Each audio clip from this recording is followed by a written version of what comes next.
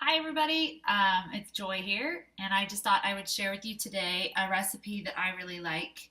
I don't know if you've seen these at the store. They're called pickled crispy carrots, or we like to call them dilly carrots. But this jar at Whole Foods is like $6.99, pretty darn expensive. And basically, the reason we like to eat pickled foods, pickled vegetables in particular, is because just like kombucha or things like that are fermented, they have those good strains of probiotics that are really good for your gut. So I try to make pickled vegetables to eat all winter long because it really helps to prevent colds and things like that. So my kids love the carrots. They usually can't get enough. So I was making some today and I thought I would share. Sorry, I keep having to bend down because I'm trying to let you see everything. It's super easy. It's just carrots, garlic, ginger, and then for my flavoring, I'm just going to be using some dill. And then it's, of course, a salt brine, and I use the real salt. So, okay, Simon, can you start putting some carrots in the jar? I use a wide mouth jar because they're easier to get your hand in to get them out. And Simon likes to help me, so he's going to do that. While he's putting them in, I'm going to show you guys. I don't know if you've ever bought fresh ginger before, but it's super easy to peel. You just need a spoon.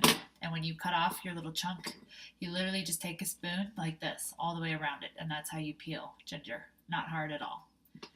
So I don't peel my carrots. I just wash them. And I get the organic kind, so I don't really worry as much about the pesticides and things. But I keep the skin on. So I just give them a good scrub under the water. And then I just chop them into slices like this. Skin is good for you. It's extra fiber. Woo! Sorry. And you can't even tell that it's on. So when the jar starts to get about halfway full is when I start to put in some of the flavorings, because if they're all at the top, they'll just sit at the top. All right, Simon, hold on. So I'm going to do 3 peeled cloves of garlic. I just dump them right in like that. And then my ginger, it's like what, an inch maybe, half an inch.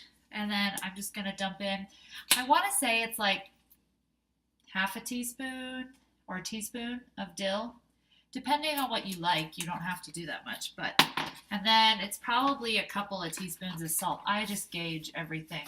You can't really go wrong with the salt, but the saltier it is, probably the faster they ferment. So then we just keep filling it up like that until they're all in there. Super, super easy. And wait. Wait, what? More. We're going to shove them all in because as they sit, they settle. So try to fit them in. I don't even know how many carrots this was. How many carrots do you think it was, Simon? 11?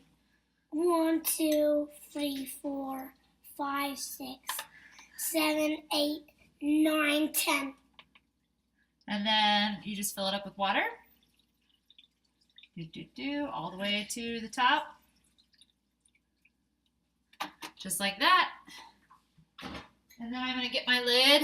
Don't put your lid on too tight because it's going to need to burp. You're going to get a lot of bubbles, a lot of pressure in here, especially in the first couple of days. Carrots are so sugary, and this is removing the sugar. So in the first couple of days, you just let it sit on your counter, and you're going to have to loosen the lid and let it burp is what you call it. It's going to fizz up and bubble up and all of that. And then after the first few days, I just put it in my pantry because you want it where it's dark. And then it sits for 3 weeks. After 3 weeks, it's ready to eat. And we just start eating them and we keep them in the fridge because if you put them in the fridge, they stop fermenting.